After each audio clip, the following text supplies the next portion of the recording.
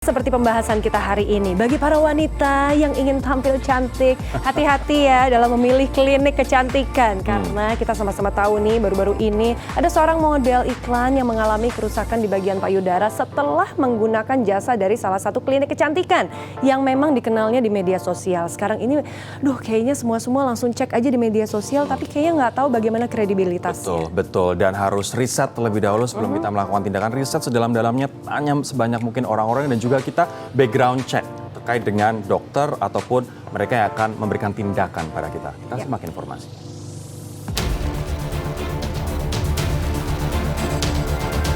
Inliners, apa jadinya jika ingin tampil cantik dan seksi malah berujung bencana? Peristiwa tragis ini terjadi pada seorang model bernama Monica Indah yang bermaksud memperindah bentuk payudaranya. Ia justru mengalami dugaan malapraktik. Monica harus melakukan beberapa kali operasi karena mengalami infeksi pada payudaranya. Dikutip dari detik.com, Monica tertarik melakukan filler payudara setelah bertanya kepada seorang teman yang kemudian merekomendasikan YJ yang memang sering kali melakukan praktik filler payudara. Monica pun kemudian memanggil YJ ke apartemen miliknya di kawasan Pluit pada November 2020 untuk melakukan filler payudara. 3 minggu kemudian, Monica mulai mengalami rasa nyeri pada payudaranya karena menderita infeksi. Merasa dirugikan, korban meminta YJ untuk bertanggung jawab. Karena YJ selalu menghindar, Monica pun melaporkan kasus ini ke Polsek Penjaringan, Jakarta Utara.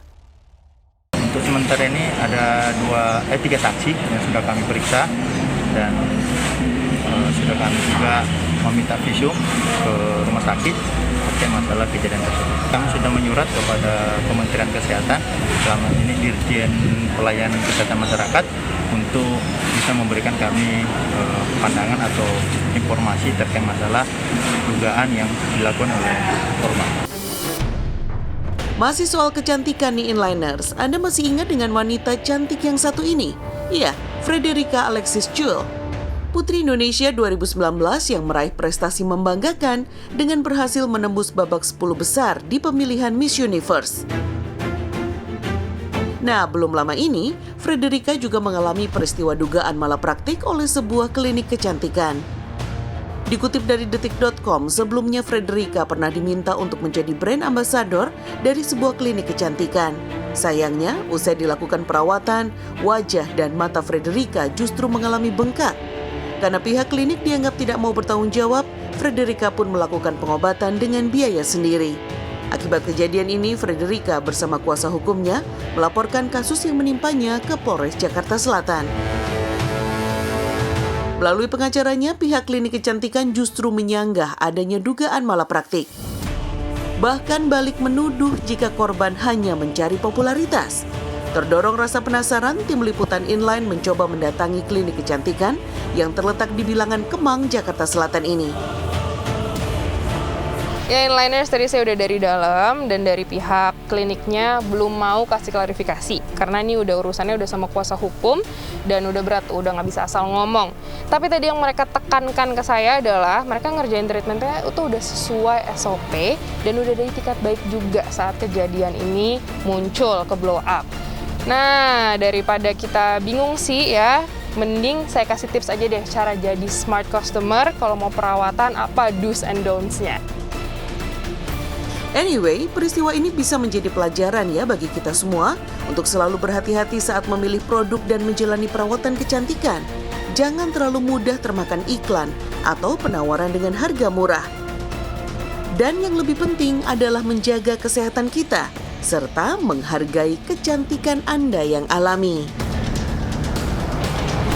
Nah, ternyata yang alami tetap yang terbaik. Tapi ada juga sebenarnya kisah-kisah berhasil dengan adanya operasi atau tindakan kecantikan ini. Tapi butuh two things to tango. Two to tango gitu. Yang pertama adalah dari customer sendiri sih, Disti. Harus riset, harus background check siapa kliniknya, siapa dokternya, dan juga harus tanya sebanyak mungkin orang terkait dengan pengalaman mereka di sana. Nah, di sisi lain, si klinik dan dokter pun juga harus transparan terkait dengan risiko dan juga bahwa filler misalnya atau botox semuanya enggak untuk semua orang. Cocok-cocokan. Ya kan? Ada yang bagus di satu orang belum tentu bagus di orang lain. Iya, walaupun memang menjanjikan hasil yang cukup instan ya dibandingkan dengan skincare. Kalau tadi kan sempat kita tanya nih, Anda tim yang mana? Tim skincare atau yang mau serba cepat aja dengan langsung main operasi? Tapi sebenarnya ada juga tindakan-tindakan yang selama ini tetap dijalankan dengan aman, termasuk seperti filler, botox, itu bisa aman. Tarik benang juga bisa aman saat memang dilakukan dengan tepat. Betul. Kalau kamu tim skincare atau Aku tim tim perawatan? skincare aja boleh nggak sih? Aku takut. Tapi kamu pernah punya pengalaman? Jadi aku pernah punya pengalaman juga nih saat harus filler bawah mata gitu ya. Ini pengalaman pertama ya? Ini pengalaman pertama dan kayaknya menjadi pengalaman terakhir gitu ya. Waduh. Jadi memang sebenarnya mata saya kan termasuk mata yang agak mata panda gitu. Dan ini kan ada faktor keturunan. Nah kalau kita bilang faktor keturunan memang bisa dibilang fillernya tidak akan mengisi 100% hasilnya. Itu yang kita pahami betul. Tapi memang kulit saya termasuk tipis.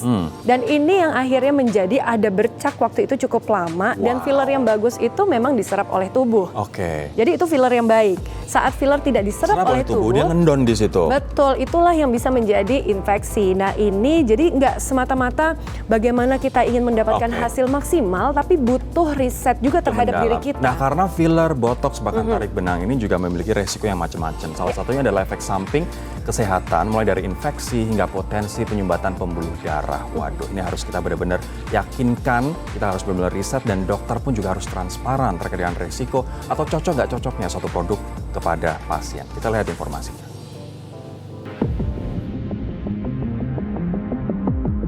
Inliner, serem banget nggak sih mendengar kabar yang belakangan viral? Perawatan kecantikan yang berakhir zong, gagal total. Niatnya sih pengen glow up, malah berakhir glow down. Dari yang wajahnya bengkak-bengkak sampai yang harus operasi besar akibat tindakan filler asal-asalan yang dilakukan dokter gadungan. Sebenarnya filler itu apa sih inliners? Udah pada paham belum? Nah, filler adalah tindakan memasukkan benda ke dalam tubuh. Biasanya dilakukan untuk wajah, terutama untuk menghilangkan kerutan agar awet muda.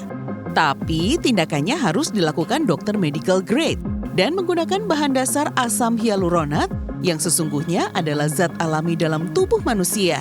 Jadi harusnya aman dong ya untuk kulit dan tubuh manusia. Tapi perlu diingat ya, isi filler ini adalah BDDE, yaitu bahan pengawet filler yang jelas bersifat asing bagi tubuh. Samalah seperti MSG atau mecin dalam makanan, jumlah yang masuk harus dihitung dan jumlahnya sangat terbatas. Kalau melebihi batas, ya pasti efeknya berbahaya bagi tubuh. Sebenarnya nih inliners, Food and Drugs Administration Amerika Serikat juga sudah melarang penggunaan filler untuk tubuh loh.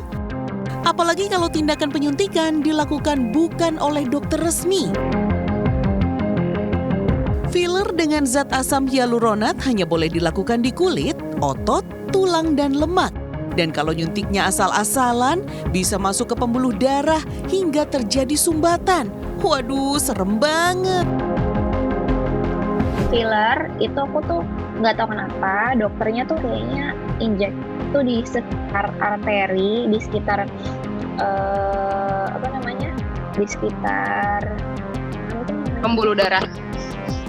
ya di sekitar pembuluh darah. Jadi itu kayaknya keinjek di arteri atau di sekitar arteri, jadinya tuh pecah gitu lah pembuluh darah aku. Terus jadinya tuh selama hampir 2 minggu waktu setelah filler tuh aku biru bengkak, bener-bener swelling banget. Terus ya aku ngerasa jelek lah pokoknya. Sementara kalau filler kan pengennya hasilnya langsung bagus aja kan harusnya. Cuma waktu itu tuh aku swellingnya tuh parah sampai biru, sampai kayak ada batunya di sini. Untungnya nih inliners, Laras bisa sembuh total setelah pembuluh darahnya sempat pecah. Karena kalau sampai pembuluh darahnya tersumbat, masalah serius lainnya akan datang. Mulai dari stroke hingga serangan jantung. Apa kok dokter beneran masih ada yang mengerjakan tindakan ilegal seperti ini?